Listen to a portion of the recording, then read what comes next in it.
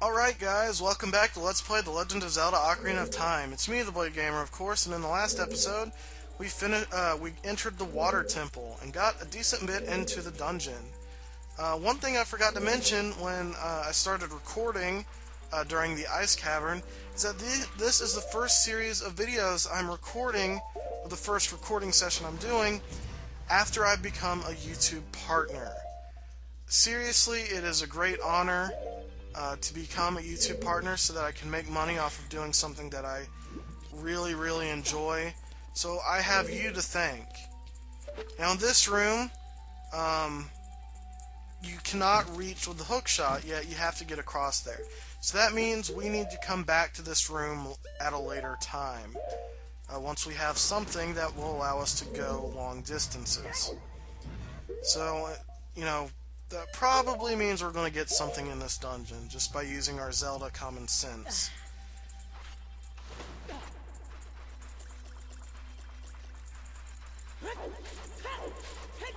So, what we want to do now is enter this central room right here, in the central pillar. You want to walk onto this block and take out your hookshot. The hookshot and ocarina you're going to want to have equipped at all times in this dungeon. They are the two most used items.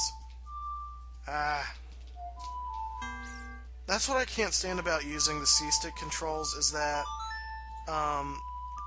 just like if you happen to push slightly diagonally, sometimes it can read as a different direction than what you're actually trying to do.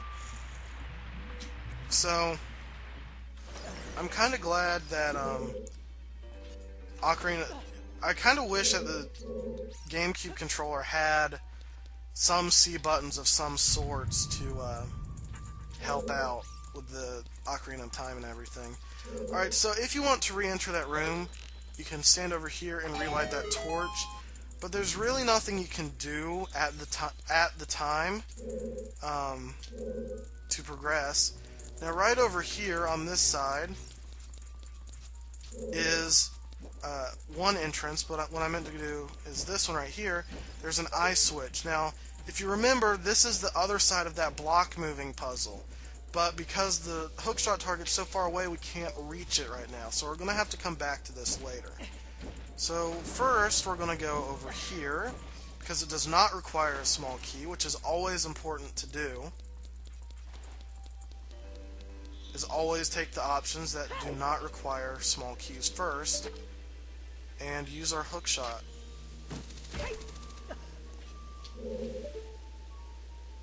And we have multiple targets we can use. You're going to want to get rid of any enemies in this room, which luckily there are none. But you're going to want to get on this side of the chest and shoot the switch. And in here will be the dungeon's compass, which is, this is probably the dungeon where this is the single most useful item. It's even more useful than the map, because it will show you all of the locations of the small keys, which is required to progress.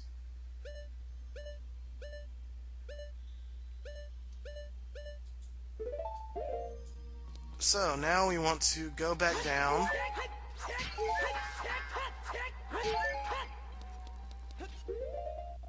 I forgot we don't need our iron boots here. I thought there was water. Down we go, Link. Try to avoid the spikes if you can, but if you can't, it doesn't insta-kill you like Mega Man.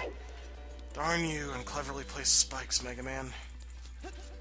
Alright, so now that we've explored all of our options, now we want to start using our small keys, which is right over here.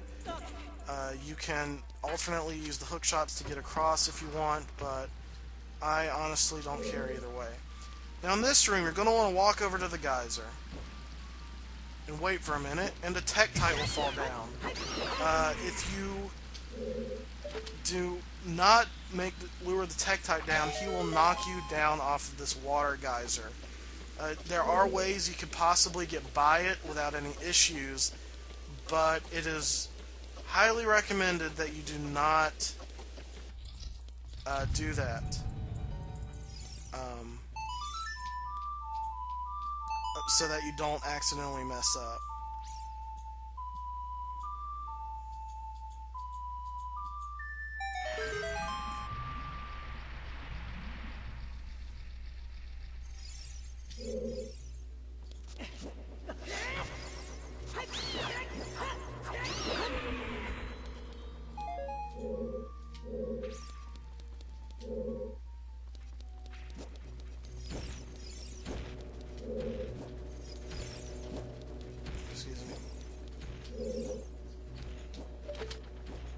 Alright, so over here is the entrance to the water temple if you wish to exit for some reason. It will reset the water levels to the default once you leave. Now, over there is where we came from, but we need a small key to progress through this door. So that means we must go through here.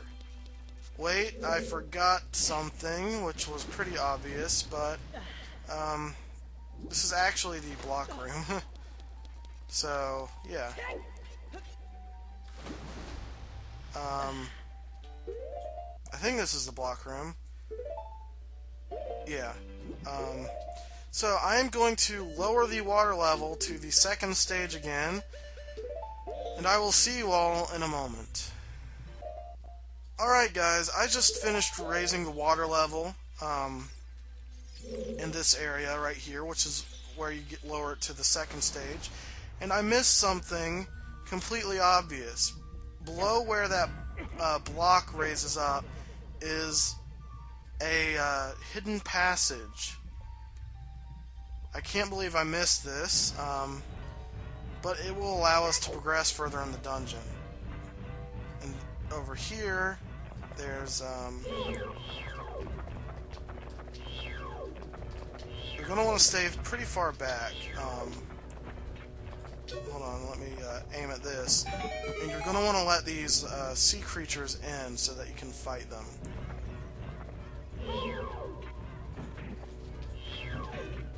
So, now you want to destroy all of them, and I imagine that the other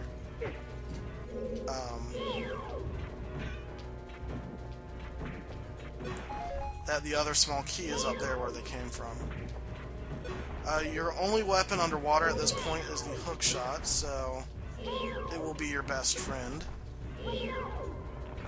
So I'm sorry I forgot to get this when I lowered the water level the first time, but yeah, this is... I'm honestly kind of slapping myself in my head right now for not noticing this when I was practicing yesterday, because actually I was recording. I just called it practicing because you know, I failed at it. But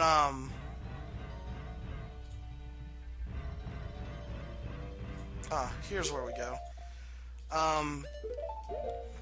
I literally searched every room in this temple about a dozen times and still never noticed that when you raised the water level to the second level, that it panned in underneath where the block raised up, and then there was a passage.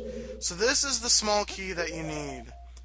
And there is one other small key that we're going to get that I also forgot to get when I raised the water level to the second stage. So I am going to cut ahead to that in just a moment. Alright, so what you want to do is jump down to where you met Rudo. It is on the bottom floor, and it is the only door with torches surrounding it. They're unlit because we're underwater, obviously. It would kind of make no sense if it was still lit underwater. Well, the blue fire doesn't make sense either. They could have just added, you know, I forgot what chemical it is, but it burns blue when you burn it, and you can actually change the color of the flame. Anyway, so up here is another small key, which is required to progress in the temple. So like I said, it is required that you get at least all of these small keys to get through the temple. And it's just right in here. And we got the small key. So now I am going to cut ahead to where we need to go next. So I'll see you in a moment. Alright, so we're here on the 3rd floor, and we want to jump right over here, where the small keys are required.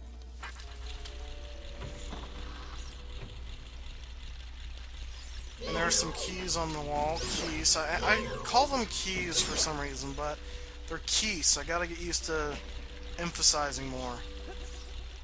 Anyway, so what you want to do is jump down here and hookshot onto the platforms that are going downward. Now you're going to want to kind of keep level with the ones directly in front of you. If you want, you can jump to that ledge. It's honestly up to you, but to me it's more worth it to stay right here, because then you don't mess up your aim as quickly. Alright, so get on the platform, immediately aim up, shoot it again. Get on the platform, aim up, shoot it again. So it is really easy to get up to the top, but if you do not get up to the top, you will be put back to the beginning of this room and have to start the process all over again, which isn't fun. Alright, so now we can enter this room. And in here, it's kind of a weird puzzle room. But basically, you've got to raise the water and lower the water pretty frequently to make these hookshot targets appear. So you raise it once, hookshot across.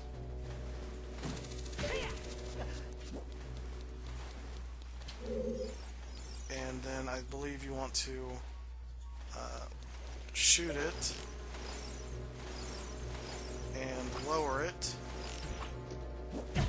Alright, Tektite, you're really annoying. That's what I don't really like about Tektites, is that they're not hard by any standards, but they put them in places that just utterly destroy you sometimes, and it really makes a lot of people mad, including myself. Alright, so now you can climb up here and jump across. So now you want to shoot it again. Then you can hookshot again. Now this could be tricky for some people, but it honestly shouldn't. You shoot it again, and then climb on top of the statue and shoot it yet again.